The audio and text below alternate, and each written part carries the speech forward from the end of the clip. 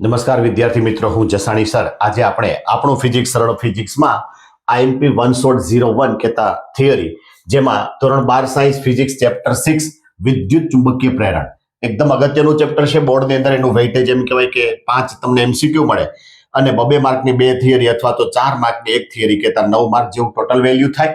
આપણે ક્યાં ક્યાં ટોપિકના વિડીયોમાં લેવાના છે તો કે ફેરેડેનો નિયમ, ચુંબકીય ફ્લક્સ, લેન્ઝ, પ્રેરકત્વ, અન્યોન્ય અને EMF.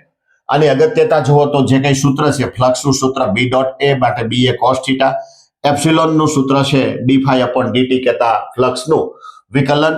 એવી જ રીતે epsilon is equal to BLV.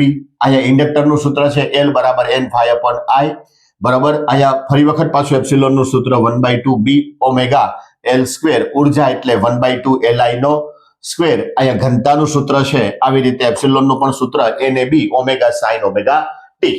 તો આ વિડીયોની અંદર આપણે આ ચેપ્ટરની એમ કહેવાય કે જે કઈ અગત્યની થિયરી છે એ 7 કે 8 થિયરી એકદમ સરળ ભાષામાં અને એટલા જ શબ્દો તમે લખો તો બોર્ડની અંદર એક પણ માર્ક ન કપાય એ રીતે આપણે સમજાવવાનો પ્રયત્ન કર્યો છે.